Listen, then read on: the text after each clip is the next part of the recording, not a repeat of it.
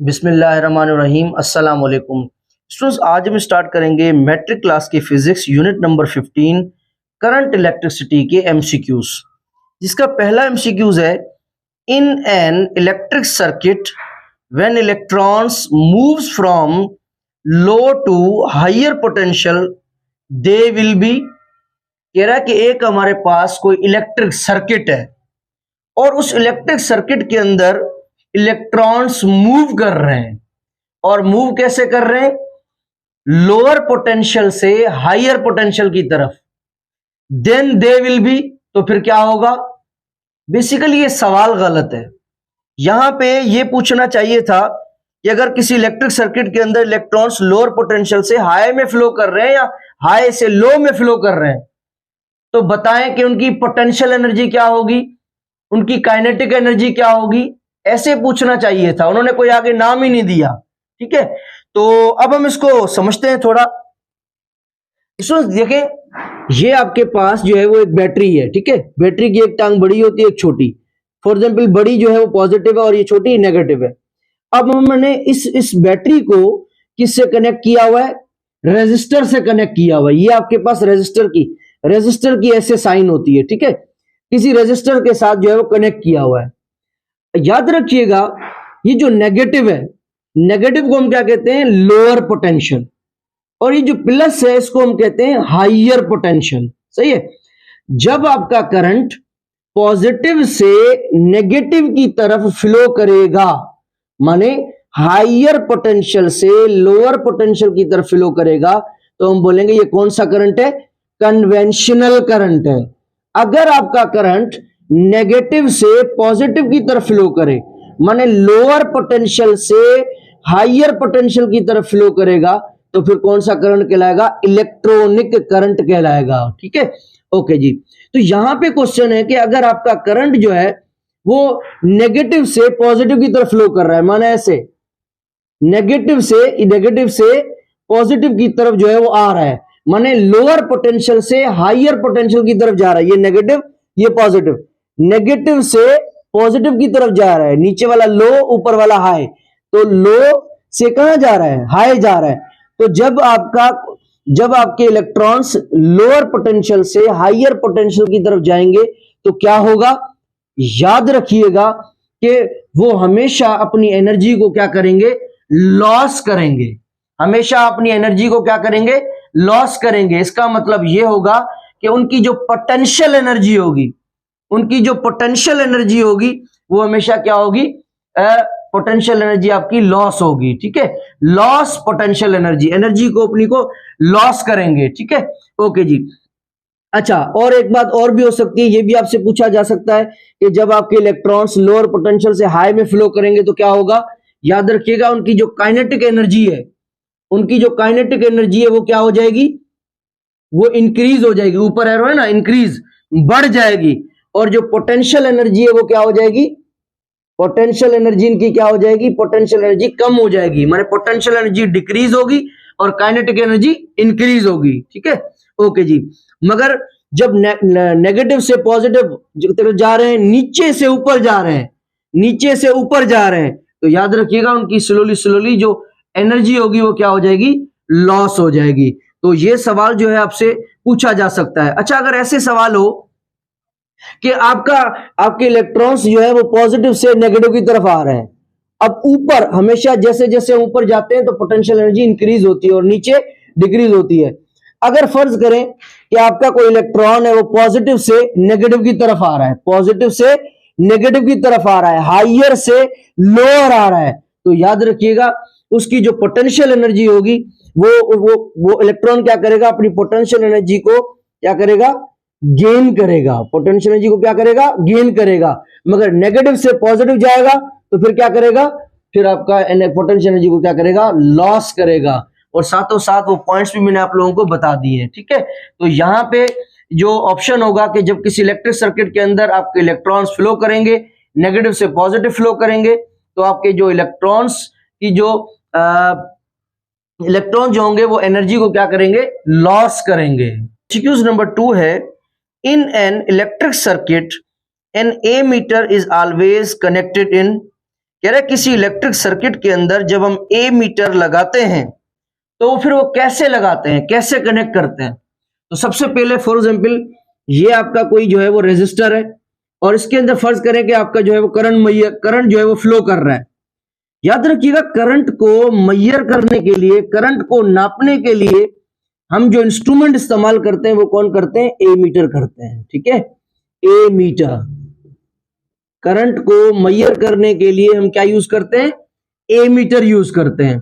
अच्छा, और जब भी ए मीटर को किसी इलेक्ट्रिक सर्किट के अंदर लगाया जाता है करंट को मैयर करने के लिए, तो ए मीटर को हमेशा कैसे कनेक्ट किया जाता है, याद रखिएगा सीरीज में कनेक्ट किया जाता है। कैसे कनेक्ट किया जाता है, सीरीज में कनेक्ट हमेशा किया जाता है। तो इसका जो ए ऑप्शन होगा वो आपका करेक्ट होगा। Number 3 MCQs, resistance of a conductor does not depend upon. कह रहे जो रेजिस्टेंस होता है किसी भी कंडक्टर में वो किस पर डिपेंड नहीं करता। तो सबसे पहले समझते हैं कि रेजिस्टेंस है क्या।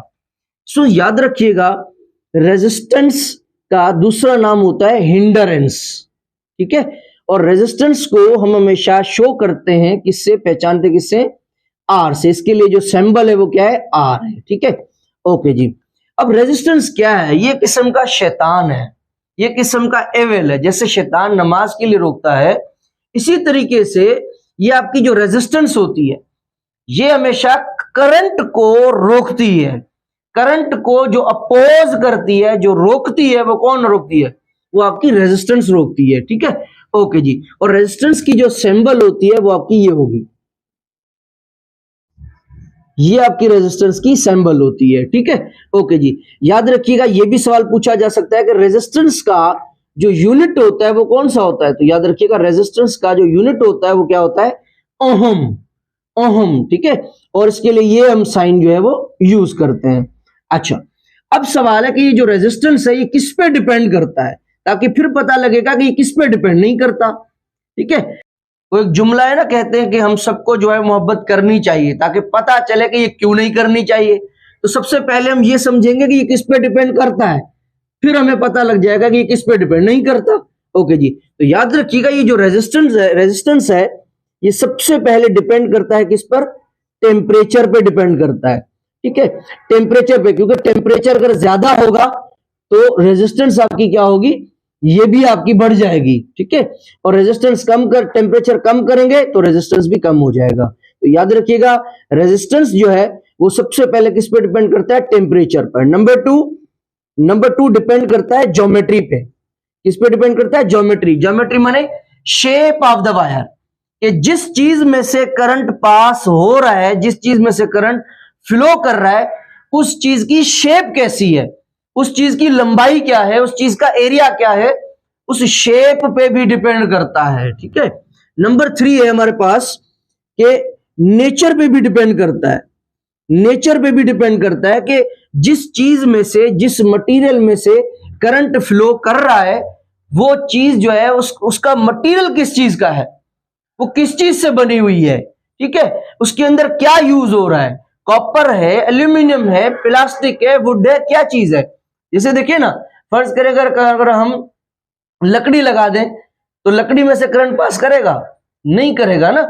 अच्छा, अगर इधर हम कॉपर की वायर लगाएं तो उसमें से करेगा। तो याद रखिएगा आपका जो रेजिस्टेंस है, जो रुकावट का अमल है, वो हमेशा जो है वो इस पे भी डिपेंड करता है कि आप जिसमें से करंट पास कर रहा है वो मटेरियल आपकी किस तरह का है, वो मटेरियल की नेचर क्या है। ठीक है, अच्छा, रेजिस्टेंस का फार्मूला क्या होता है, resistance is directly proportional to length of the conductor या length of the wire and inversely proportional to the area या क्रॉस सेक्शनल एरिया। ठीक है, याद रखिएगा अगर कोई वायर जितनी लंबी ज्यादा होगी, जितनी लंबी ज्यादा होगी तो उसके अंदर रुकावट भी ज्यादा होगी।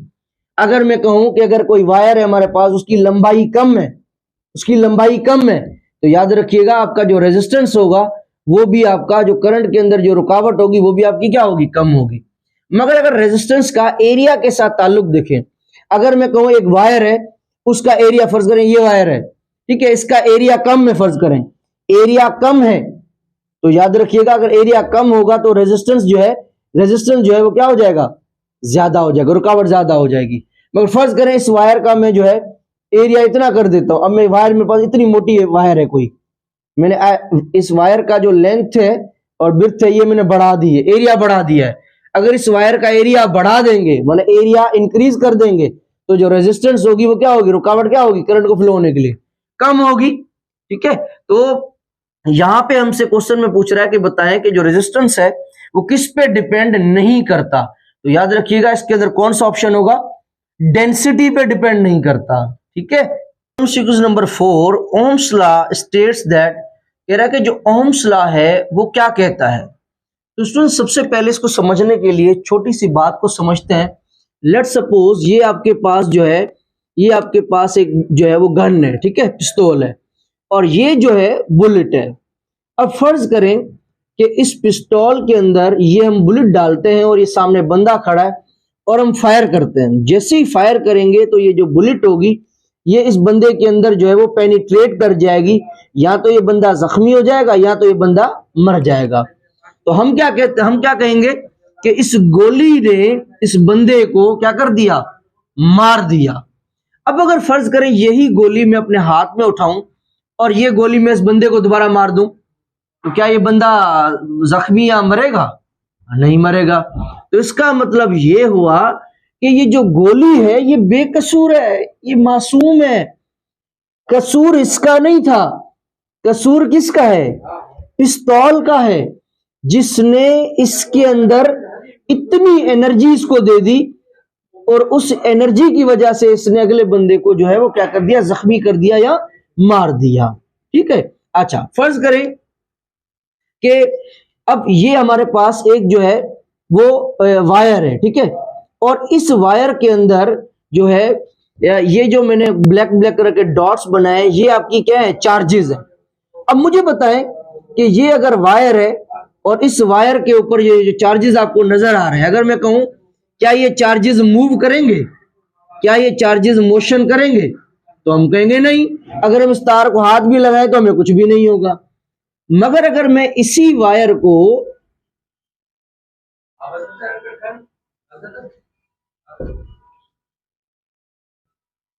अब एक और बात देखें कि लेट सपोज ये हमारे पास वोल्टेज है और नीचे हमारे पास करंट है। अब अगर फर्ज करें किसी बंदे को जो है वो करंट लग जाए और बंदा मर जाए, तो आप क्या कहेंगे कि करंट ने बंदे को क्या कर दिया, मार दिया। बेसिकली ऐसा नहीं होता, करंट जो है वो कभी भी बंदे को नहीं मारता। मारते कौन है, वोल्टेज मारते हैं। अब ये कैसे, लेट सपोज मेरे पास ये एक वायर है, ठीक है, इस वायर के ऊपर ये जो मैंने डॉट्स बनाए ये आपकी क्या है, चार्जेस हैं। मुझे बताएं मैं इसको उंगली लगाऊंगा मुझे कुछ होगा, कुछ भी नहीं होगा। ठीक है, ओके जी, क्योंकि वायर के अंदर ये जो है जस्ट चार्जेस है। अब अगर फर्ज करें यहां पे मैं जो है वो पोटेंशियल लगा देता हूं, मैं अगर पोटेंशियल लगा देता हूं यहां पे, तो अब मुझे बताएं कि अब क्या होगा, अब जो है वो चार्जेस फ्लो करना शुरू कर जाएंगी। चार्जेस क्या करेंगी, फ्लो करना शुरू कर जाएंगी। अब देखिए फॉर एग्जांपल ये कोई पाइप है और उस पाइप के अंदर बहुत सारा पानी पड़ा हुआ है, दोनों की देखें, इन दोनों की जो हाइट है वो क्या है, सेम है। क्या पानी इसके बाहर से फ्लो करेगा, नहीं फ्लो करेगा। पानी ये फ्लो तब करेगा जब हम इसमें से एक की हाइट को जो है वो ज्यादा कर दें और एक की हाइट को कम कर दें, माने पहले वाली हाइट को बढ़ा दें दूसरे से। तो जब ऐसे करेंगे तो पानी क्या होगा, इजीली जो है वो नीचे आना शुरू हो जाएगा। ठीक है, इसी तरीके से जब मैंने यहां पे पोटेंशियल लगाए पॉजिटिव और नेगेटिव, इसके लगाने की वजह से ये जो चार्जेस हैं ये क्या करना शुरू कर जाएंगी, फ्लो करना शुरू कर जाएंगी। और हमें पता है कि जब कोई चार्ज, जब आपकी चार्जेस क्या करती हैं, फ्लो करती हैं, चार्जेस के फ्लो को बेसिकली हम क्या कहते हैं, करंट कहते हैं। अब देखिए करंट कब बना, करंट कब बना, जब चार्जेस ने क्या किया, फ्लो किया। और चार्जेस फ्लो कब हुई, जब हमने पोटेंशियल लगाया, जब हमने वोल्टेज इसके अंदर लगाया। अगर अभी वोल्टेज को हटा दें तो क्या ये चार्जेस मूव करेंगी, नहीं, चार्जेस तो रेस्ट में होंगी, तो इसमें तो कुछ भी नहीं होगा। तो इसका मतलब है वोल्टेज लगाने से जो है चार्जेस मूव करना शुरू कर जाएंगी और चार्जेस के मूव करने को, फ्लो करने को हम करंट कहते हैं। तो इसका मतलब ये हुआ कि ये जो करंट है ये वोल्टेज पे डिपेंड करता है, ये जो करंट है ये वोल्टेज पे डिपेंड करता है। अगर आपके वोल्टेज होंगे तो ही आपका करंट होगा, वरना करंट नहीं होगा। कई बार अक्सर स्टूडेंट लिखते हैं, और मैंने कई जगह किताबों में भी देखा है, कई जगहों पे देखा है, लिखा होता है V is directly proportional to I, माने वोल्टेज करंट पे डिपेंड करता है ना, करंट वोल्टेज पे डिपेंड करता है। देखो ना, वोल्टेज यहां पे हमने लगाए तो चार्ज ने मूव किया, चार्ज ने मूव किया तो करंट बना, तो इसका मतलब है कि करंट वोल्टेज पे डिपेंड करता है, वोल्टेज करंट पे डिपेंड नहीं करता। ठीक है, ओके जी। Relation between voltage and current, voltage और करंट के दरमियान सबसे पहले जो रिलेशन बताया वो किसने बताया? एक जर्मन फिजिसिस्ट था, एक जर्मन फिजिक्स का साइंटिस्ट था जिसका नाम था जॉर्ज साइमन ओम। जॉर्ज साइमन ओम ये दुनिया का पहला बंदा था जिसने वोल्टेज एंड करंट के दरमियान हमें रिलेशन बताया, या ये भी कह सकते हैं पोटेंशियल डिफरेंस एंड करंट के दरमियान इसने हमें रिलेशन बताया। तो ये टेक्निकली ये जो स्टेटमेंट है ये आपकी रॉन्ग है कि वोल्टेज करंट पे डिपेंड करता है, नहीं, करंट वोल्टेज पे डिपेंड करता है। तो अब मुझे बताएं कि करंट मारते हैं या वोल्टेज मारते हैं?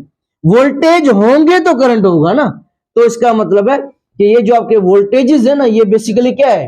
वो जो बंदा मर रहा था वो किसकी वजह से मर रहा था? वोल्टेजेस की वजह से मर रहा था। वोल्टेज क्या होते हैं? कॉज होते हैं। करंट क्या होता है? अफेक्ट होता है, असर होता है। इसी तरीके से ये जो बेचारी गोली मासूम ये जो है, ये बंदे को नहीं मार रही, मार कौन रहा है? बेसिकली पिस्तौल। तो इसका मतलब है ये जो है ना बेसिकली कॉज ये है, और ये क्या है? ये बेसिकली आपका अफेक्ट है। ठीक है, तो याद रखिएगा, इसने हमें बताया कि करंट जो है वो किस पे डिपेंड करता है? वोल्टेज पे। तो current is directly proportional to voltage. अगर करंट ज्यादा होगा तो इसका मतलब है वोल्टेज भी ज्यादा होंगे। अगर मैं कहूं वोल्टेज कम है तो इसका मतलब है करंट भी आपका क्या होगा? आपका कम होगा। तो अब मुझे आप ये बताएं कि यहां पे जो है वो कौन सी स्टेटमेंट जो होगी वो सही होगी? यहां पे जो है आपका डी ऑप्शन जो होगा वो आपका करेक्ट होगा कि अगर करंट ज्यादा होगा तो आपके वोल्टेज भी ज्यादा होंगे। तो D option will be correct. Use number 5, the condition when the resistance of the circuit is zero. बताएं कि वो कौन सी कंडीशन होगी जिसमें रेजिस्टेंस किसी सर्किट का जीरो हो जाए, तो वो कंडीशन बताएं। सबसे पहले देखें क्या कह रहा है कि एक क्लोज सर्किट है। अब क्लोज सर्किट किसे कहते हैं?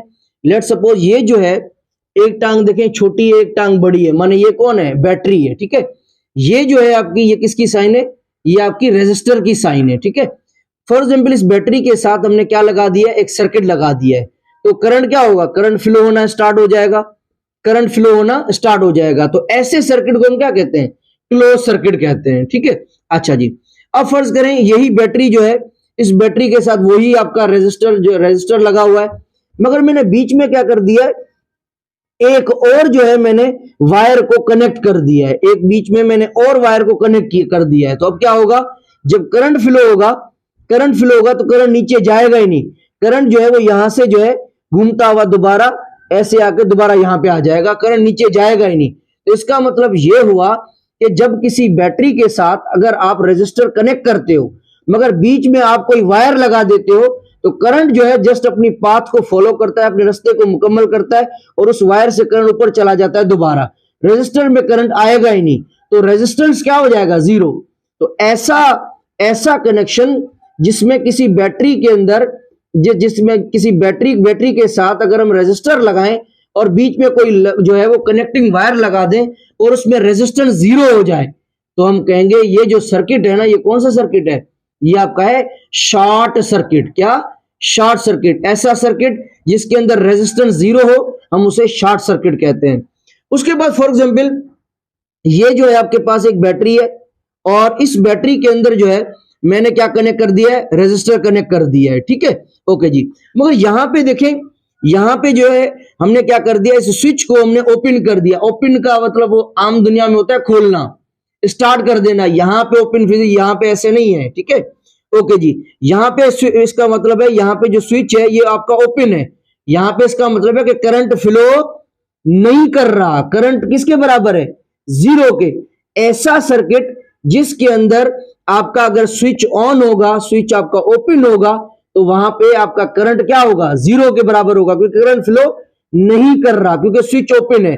अगर स्विच को मैं कहूं क्लोज करो तो अब करंट फ्लो होना स्टार्ट हो जाएगा, तो फिर वो कौन सा सर्किट हो जाएगा, ये आपका क्लोज सर्किट हो जाएगा। तो यहां पे आपका जो है स्विच आपका ओपन है, तो इसका मतलब है यहां पे जो करंट होगा वो किसके बराबर है, जीरो के। तो यहां पे कौन सा सर्किट होगा, ओपन सर्किट। ऐसा सर्किट जिसके अंदर स्विच ओपन हो, करंट जीरो के बराबर हो, ओपन सर्किट। ऐसा सर्किट जिसके अंदर रेजिस्टेंस जीरो हो तो शॉर्ट सर्किट। ऐसा सर्किट जिसके अंदर करंट फ्लो कर रहा हो तो उसे हम क्या कहेंगे, क्लोज्ड सर्किट। तो यहां पे जो राइट ऑप्शन होगा वो कौन सा होगा, वो कौन सी कंडीशन है जिसमें रेजिस्टेंस किसी सर्किट का जीरो होता है, रेजिस्टेंस जिसमें जीरो होता है वो कौन सा कनेक्शन होगा, वो होगा शॉर्ट सर्किट। तो C option will be correct. MCQs number 6, the condition for the validity of Ohm's law is that, कह रहा है कि इन कुछ ऑप्शंस मौजूद हैं, इनमें से बताएं कि कौन कौन सी कंडीशंस जो है वो ओम्स लॉ के लिए दुरुस्त होंगी। तो सबसे पहले ओम्स लॉ की जो स्टेटमेंट है वो क्या है कि current flowing through a conductor is directly proportional to the voltage. ठीक है, करंट जो है वो डिपेंड किस पे करता है, वोल्टेज पे डिपेंड करता है। ठीक है, पहले बता के भी आया हूं। तो current flow through the conductor, current जो है अगर किसी कंडक्टर में से फ्लो करेगा जो, वो डायरेक्टली प्रोपोर्शनल किससे रखता है, वोल्टेज से रखता है, वह पीडी भी कह सकते हैं। और कब ये स्टेटमेंट कब होगी कि current is directly proportional to voltage, ये बात कब होगी, जब टेम्परेचर रिमेन्स कांस्टेंट, जब आपका टेम्परेचर क्या होगा, कांस्टेंट होगा। अब यहां पे टेम्परेचर कांस्टेंट कौन है, रेजिस्टेंस इज कांस्टेंट। ठीक है, अब हम पहले भी बात करके आए कि करंट जो है वो किस पे डिपेंड करता है, वोल्टेजेस पे डिपेंड करता है। ठीक है, तो current is directly proportional to voltage. अब इस स्टेटमेंट को, इस चीज को, इस प्रोपोर्शनल की साइन को अगर खत्म करते हैं, वहां पे इक्वल लगाते हैं और जो कांस्टेंट होता है, तो कांस्टेंट कौन है, 1/r। ठीक है, और ये v का v सेम, इसको खत्म करेंगे इक्वल आ जाएगा, और कांस्टेंट 1/r, ये v सेम। अब ये r जो है 1 के साथ क्या कर रहा है, अपॉन में है, मैंने डिवाइड कर रहा है, इधर क्या करेगा, मल्टीप्लाई, तो r यहां पे आ जाएगा, क्या बन जाएगा, IR इज इक्वल टू यहां पे ऊपर बचा 1 को v से मल्टीप्लाई, 1v जा v, तो IR is equal to v, या v is equal to IR। तो ये जो है बेसिकली क्या है, ओम्स लॉ। तो यहां पे अगर आप ऑप्शंस देखें, क्या कह रहा है, टेम्परेचर शुड रिमेन कांस्टेंट, ये भी बात बिल्कुल सही है कि ओम्स लॉ की स्टेटमेंट तब होगी जब टेम्परेचर क्या होगा, कांस्टेंट होगा। Number 2, current should be proportional to the voltage, current जो होगा वो डिपेंड किस पे करेगा, वोल्टेज पे।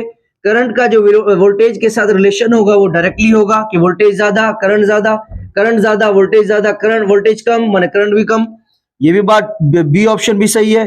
Number 3, resistance must be wire, और रेजिस्टेंस जरूर होगा, बिल्कुल रेजिस्टेंस भी कांस्टेंट है। ठीक है, और डी है ऑल ऑफ अबव, तो डी ऑप्शन करेक्ट होगा, ये सारी की सारी बातें करेक्ट होंगी। MCQs number 7, Ohm's law is not applicable for, Ohm's law जो है वो किसके लिए एप्लीकेबल नहीं होता। तो सबसे पहले एक चीज समझ लें, दुनिया में कुछ डिवाइसेस ऐसी हैं जिनको कहते हैं ओमिक डिवाइसेस, और कुछ डिवाइसेस ऐसी होती हैं जो नॉन ओमिक होती हैं। अब ओमिक कौन सी है, नॉन ओमिक कौन सी होती है, ऐसी डिवाइसेस जो ओम्स लॉ की स्टेटमेंट को माने, ओम्स लॉ की बात को माने। कौन सी स्टेटमेंट थी, I is directly proportional to voltage, current voltage पे डिपेंड करता है, जितने वोल्टेज ज्यादा होंगे उतना करंट ज्यादा होगा। तो वो डिवाइसेस जो ओम्स लॉ की बात को, ओम्स लॉ की स्टेटमेंट को मानती हैं, हम उनको कहते हैं ओम्स लॉ। अब कौन कौन से दुनिया में मटेरियल्स हैं जो ओम्स लॉ वाली बात को मानते हैं, मेटेलिक कंडक्टर, जो मेटल के कंडक्टर होते हैं, कॉपर हो गया, सिल्वर है, आयरन है, एल्यूमिनियम है, गोल्ड है, ये सारे के सारे मटेरियल्स ऐसे होते हैं जो ओम्स लॉ को मानते हैं। अब ओम्स लॉ में क्या था कि जो रेजिस्टेंस होता है वो कांस्टेंट होता है। याद रखिएगा, ये जो जितने भी मैंने मेटल जितने भी रखे हैं, जितने भी आपको एग्जांपल्स दिए हैं, ये देखा गया है कि 100% रेजिस्टेंस जो है ना वो कांस्टेंट नहीं हो सकता। ये दुनिया में पॉसिबल ही नहीं है कि किसी चीज के अंदर 100% रेजिस्टेंस जो है वो कांस्टेंट हो। ठीक है, मगर अप्रोक्सीमेटली कह सकते हैं कि ये वाले जो मटेरियल्स हैं इनके अंदर अप्रोक्सीमेटली जो है वो रेजिस्टेंस क्या होता है, कांस्टेंट होता है। ठीक है, ओके जी। अब नॉन ओमिक क्या है, ऐसे मटेरियल्स जो ओहम्स लॉ की स्टेटमेंट को ना माने, जिनमें रेजिस्टेंस जो है वो कांस्टेंट ना हो। वो कौन से होते हैं, फिलामेंट बल्ब, जो पहले बल्ब आते थे गोल जो है वो शीशे के, उसके अंदर जो है बल्ब की सी जाली बनी होती थी, वो जो फिलामेंट बल्ब्स होते हैं, ये जो है ओम्स लॉ क्यों नहीं मानते, माने इनके अंदर रेजिस्टेंस कांस्टेंट नहीं होता। डायोड्स हो गए, सेमीकंडक्टर्स हो गए, तो ये सारे मटेरियल्स हैं। तो यहाँ पे कौन सा ऑप्शन करेक्ट होगा कि ओम्स लॉ की स्टेटमेंट को कौन नहीं मानता या जिसमें रेजिस्टेंस कांस्टेंट नहीं होता, सेमीकंडक्टर्स। तो A option will be correct. Number 8 MCQs, two resistance of 6 ohm and 12 ohm are connected in parallel. कह रहा है हमारे पास दो रेजिस्टर्स हैं, एक के अंदर जो रेजिस्टेंस है रुकावट का वो 6 ohm है और दूसरे के अंदर जो है वो 12 ohm है, दोनों पैरेलल जो है वो कनेक्ट हैं। तो इनके अंदर जो नेट रेजिस्टेंस होगा, टोटल जो रेजिस्टेंस होगी वो कितनी होगी वो बताएं। अब सबसे पहले देखें कि एक आपके पास रेजिस्टर है, इसके अंदर इतनी रुकावट है, दूसरे के अंदर इतनी है, और ये दोनों कैसे कनेक्ट हैं, पैरेलल। ये दोनों आपके पास कैपेसिटर्स हैं, ये पैरेलल कनेक्ट है, इसका मतलब ये ऐसे कनेक्ट है, ये आपके ऐसे किसी बैटरी के साथ कनेक्ट है, लेट सपोज। ठीक है, ये आपके पैरेलल कनेक्ट है। अब आपने ये बताना है कि अगर ये दोनों पैरेलल कनेक्ट हैं तो इनके अंदर टोटल रेजिस्टेंस कितनी होगी, इसके अंदर इतनी है, इसके अंदर इतनी है, टोटल कितनी होगी अगर पैरेलल है। तो टोटल मालूम करें, टोटल रेजिस्टेंस मालूम करने के लिए ये फार्मूला है आपके पास 1/RE। RE माने टोटल रेजिस्टेंस या इक्विवेलेंट कैपेसिटर, इक्विवेलेंट रेजिस्टेंस। ठीक है, तो 1/R plus 1/R, value put करें, 1/RE is equal to 1/R1। 1 R1 की कितनी वैल्यू है 6 प्लस 1 R2 की कितनी है 12। अब देखिए इन दोनों के जो डिनोमिनेटर्स हैं वो क्या है, मुख्तलिफ है। जब दोनों के डिनोमिनेटर मुख्तलिफ है तो सबसे पहले क्या करेंगे, एलसीएम ले लें या नीचे वालों को आपस में मल्टीप्लाई करें। 6 को 12 से मल्टीप्लाई, तो 6 को 12 से मल्टीप्लाई करेंगे तो क्या आएगा 72। अब इसको मल्टीप्लाई इसके साथ बाय काइमलिशा मल्टीप्लिकेशन, 1 को 12 के साथ, ये आपका 12 आ जाएगा, बीच में प्लस से प्लस, और इसको इसके साथ मल्टीप्लाई 6 को 1 से, ये आ जाएगा आपका 6। ठीक है, अब हम 12 के साथ अगर 6 प्लस कर दें कितने हो जाएंगे 18, और ये आपके पास क्या आ गया 72। ठीक है, अब 2 का टेबल लगाएं, 2 9 जा 18 और 2 3 जा 6, मगर यहां पे तो 7 है, 1 इसको आ गया, 2 6 जा 12। अब यहां पर 9 है और यहां पर 36 है, तो 9 1 जा 9 और 9 4 जा 36। तो 1/RE इज इक्वल टू 1/4। अब हमें क्या चाहिए टोटल, तो इसको आप रेसिप्रोकल कर दें, उलट कर दें। RE ऊपर चला जाएगा 1 नीचे आ जाएगा, 4 ऊपर 1 नीचे, तो RE जब ऊपर चला जाएगा 1 नीचे आ जाएगा। अगले को भी रेसिप्रोकल कर दें, इसको भी उल्टा कर दें, 4 ऊपर 1 नीचे, तो नीचे 1 रखते नहीं है, तो आंसर क्या आ गया आपके पास, टोटल रेजिस्टेंस कितनी आ गई 4, और हमें पता है रेजिस्टेंस को किसमें मेजर करते हैं, ओम में। तो आपके पास जो टोटल रेजिस्टेंस आ गई है वो कितनी आ गई है 4 ओम। तो C option will be correct. Number 9 MCQs, the property of a body to oppose the flow of electric charge through it is called electric. तो कह रहा है कि आपका करंट जो है वो फ्लो कर रहा है, तो जब करंट आपका फ्लो करता है तो उसको रोकता कौन है, करंट को जो अपोज करता है, करंट को जो रोकता है वो कौन रोकता है, बेसिकली वो आपका रेजिस्टेंस रोकता है। ठीक है, वो चीज जो करंट को अपोज करती है वो कौन होता है, रेजिस्टेंस। ठीक है, करंट अगर किसी वायर के अंदर फ्लो कर रहा है और करंट को जो चीज रोकती है उसे हम क्या कहते हैं, रेजिस्टेंस। जैसे आम दुनिया में फ्रिक्शन, ठीक है, तो करंट को जो रोकने वाली चीज होती है, जो अपोज करने वाली चीज होती है वो कौन होती है, रेजिस्टेंस। और ये याद रखिएगा, ये बेसिकली रेजिस्टेंस क्या है, ये भी पूछा जा सकता है कि रेजिस्टेंस क्या होता है। रेजिस्टेंस बेसिकली एक प्रॉपर्टी है। फर्ज करें कि हमारे पास एक वायर है, मैं कहूं फर्ज करें मेरे पास एक प्लास्टिक है, लेट सपोज। अब मुझे पता है कि प्लास्टिक के अंदर करंट जो है वो फ्लो नहीं करता। ठीक है, प्लास्टिक के अंदर करंट फ्लो नहीं करता, तो इसका मतलब है कि इस प्लास्टिक के अंदर जो रुकावट है, जो रेजिस्टेंस है वो बहुत ज्यादा है। तो अगर प्लास्टिक के अंदर रेजिस्टेंस बहुत ज्यादा है तो इसका मतलब है प्लास्टिक की ये खूबी है ना, प्लास्टिक की ये खूबी है, ये करंट को गुजरने नहीं देता। ठीक है। तो basically resistance is the property, resistance क्या है, एक प्रॉपर्टी है, मटेरियल की प्रॉपर्टी है, ठीक है। तो यहां पे जो है बेसिकली डेफिनेशन है कि करंट को रोकने वाली चीज कौन सी होती है, आपका इलेक्ट्रिक रेजिस्टेंस होता है। तो A option will be correct. Unit number 15 current electricity का हमारे पास लास्ट एमसीक्यूज है। Which of the following purpose of connecting a battery in a electric circuit, कह रहा है किसी भी इलेक्ट्रिक सर्किट के अंदर आप बैटरियां जो कनेक्ट करते हैं वो क्यों करते हैं, उसका रीजन क्या है, सबब क्या है। तो याद रखिएगा किसी भी सर्किट के अंदर, किसी भी सर्किट के अंदर जो हम बैटरी कनेक्ट करते हैं, किसी भी सर्किट के अंदर जो बैटरी कनेक्ट करने का जो सबब होता है वो ये होता है कि आपके जो वोल्टेजेस हैं, आपके जो वोल्टेजेस है, आपका जो पीडी है, पोटेंशियल जो डिफरेंस है, वो क्या रहे, वो आपका मेंटेन रहे, वो आपका क्या रहे, मेंटेन रहे। क्योंकि अगर वोल्टेजेस बार बार कम ज्यादा होंगे, अगर वोल्टेज मेंटेन नहीं रहेंगे तो आपकी चीज कैसे चलेगी, ठीक है। तो किसी भी सर्किट के अंदर हम बैटरी इसलिए कनेक्ट करते हैं ताकि हमारे जो वोल्टेजेस हैं, हमारे जो पोटेंशियल डिफरेंस है, वो किसी कंडक्टर के अंदर क्या रहे, मेंटेन रहे, कांस्टेंट रहे, चेंज ना हो, कम ज्यादा ना हो, ठीक है। तो इसका जो राइट ऑप्शन होगा that will be the C option. So उम्मीद करता हूं ये एमसीक्यू जरूर आपको समझ में आए होंगे। अपने दोस्तों में, फ्रेंड्स में शेयर करें ताकि किसी का फायदा हो। नेक्स्ट वीडियो में मिलेंगे। अल्लाह हाफिज।